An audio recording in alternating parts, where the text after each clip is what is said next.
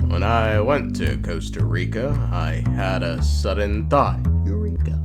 I thank the Lord this wasn't Tanika. Then from the sky fell paprika. Confused, I said, what is this?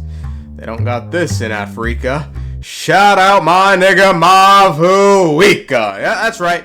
I once again busted out my lyrical chops to say her name, Mavuika, with a V. My favorite letter in the alphabet. But why are we talking about the pyro archon, Mavuika? Well, my friends, it's simple. Legend has it. Death is a-comin', a-knockin', looking to reclaim an old soul it once had but lost. That's right, my friends. Mavuika, the pyro archon's death, at least according to the most recent 5.1 trailer, could be looming on the horizon. Natlan must pay the price, and only Mavuika's death can clear the debt. And now I'm gonna keep it a buck. I don't know whose voice this is. I know some say it sounds like Mualani, and yeah, you know, I kinda hear it, but like, only kinda. In any case, it's a very interesting statement. Natlan is in debt to someone or something, and a way for that debt to be wiped out is the death of Mavuika. And now the statement is interesting for a number of different reasons. First, it tells us the nation of Natlan has done something in its past. Now, for those wondering how a nation could do something, the answer is they couldn't. Natlan's current indebted status was most likely caused by a previous pyro archon seeming wrongdoing. I call it a wrongdoing because, again, the sentence states Natlan must pay the price. Collective responsibility, of which a precedent has already been set, my friends. Do we remember Fontaine? The then Hydro Archon Egeria turned Oceanids into humans using the Primordial Sea, and in turn doomed the entire nation of Fontaine, as they now had to pay the price for the sin of reappropriating the Primordial Sea. The only way this debt of sin could have been cleared was when the Heavenly Principles threw a way too deep pool party right in the city, forcibly washing away the sin of the people, and thus the nation of Fontaine. So, pray tell, what may have occurred in Natlan's distant past that has caused it to enter a state in which the death of Mavuika, its own pyro archon, can solve its problems? The most obvious answer would simply be death once it's run back with Mavuika. You see, Mavuika has had an interesting life in that she doesn't belong here. That sounded like kind of racist, but you don't belong here, boy! Mavuika's mere existence in contemporary Natlan breaks the very rules of life itself. She was born 500 years ago and lives to this day. Now, this is problematic because she's not a god, nor a member of any other long-life species. Instead, she's simply a human. Humans can't live for that long. So how then could she have possibly found a way to elongate her life to this point? Well, she didn't. Kinda. You see, in an attempt to be reborn, Mavuika stepped into the sacred flame 500 years ago so she could be resurrected nearly 500 years later to help Natlan with its current situation. That's right. The hardest thing for humans to overcome has always been time. Or rather, the natural limitations of our lifespan. A god can extend a human's life by using a certain amount of divine power, or subjecting them to a curse. But, as we all know, Natlan doesn't have gods like that. We can only rely on our own methods. A human life is like a flame destined to be extinguished.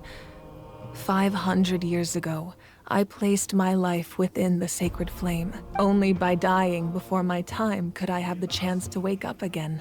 So, in other words, this is your second life? Do we see the issue with this? In this instance, the price of immortality is hubris. Mavuika's arrogation of immortality. Mavuika's arrogation of the sacred flame. And perhaps, most consequentially, Mavuika's arrogation of hers in the entire nation of Natlan's fate as a human. She defied the natural order of this world, and in turn, she defied fate itself. Now, remind me, folks, who are the ones who control fate? The ones who detest hubris, and the ones who look down on the arrogation of mankind. The arrogation of mankind ends now! The Heavenly Principles. We previously saw the Heavenly Principles briefly wipe Fontaine off the map due to Egeria's use of the primordial sea. She created a new human race despite the fact that she never had permission to do so. Even though water as an element is intricately linked with the power of life, the Hydro Archon, as one of the seven, did not possess the authority to create a new form of human life. Not one to give in, she eventually found a way to create permanent humanoid bodies for her familiars by appropriating the power of this planet's primordial sea. Of course, the Hydro Archon never received permission from the heavenly principles to create a new human race. And thus, the Hydro Archon and all of her creations came to shoulder the original sin of appropriating the power of the primordial sea.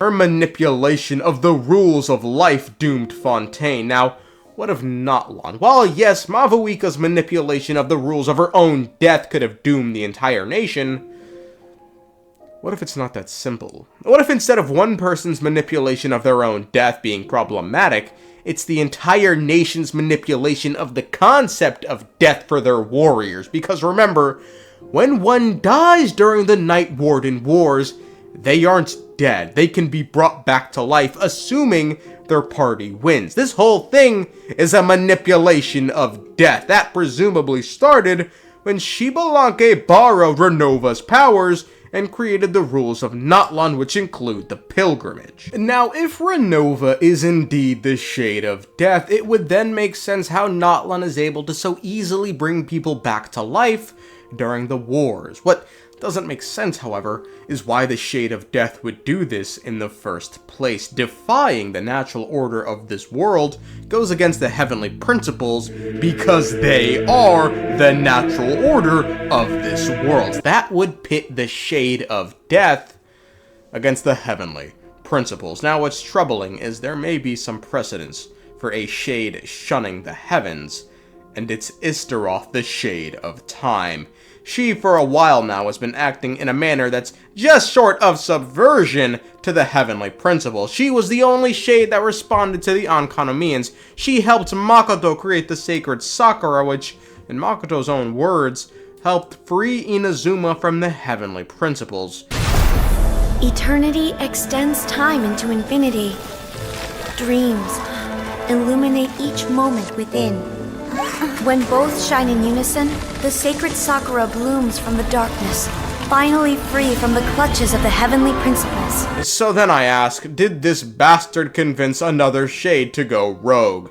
And did this all start with Xbalanque? Let us not forget, he too was originally said to have been revived from the flames following the death of the Pyro Sovereign. However, when this was in relation to the rules being set up is unknown, so how he even came back from the flames is unknown. Did the sacred flame exist yet? I'm actually not sure. I don't know if I want to say if it's unknown.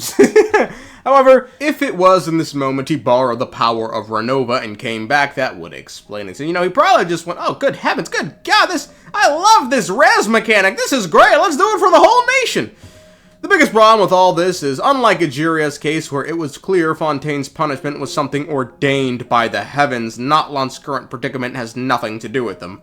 All the problems Natlan faces are related to the Abyss. The Abyss has overrun the Night's Kingdom. The Abyss is invading Natlan. The Abyss can read the lands of the Night's Kingdom. I find it incredibly unlikely the heavens would weaponize the Abyss to punish their creations, given they treat the Abyss like the cancer it is. Furthermore, if this was the Shade of Death going rogue, this leaves, like, what, 2 shades in the Creator who can sit and exact divine punishment, and the Creator's on life support. I mean, who knows, maybe it really is just our beloved sustainer of heavenly principles, up there, keeping order by herself.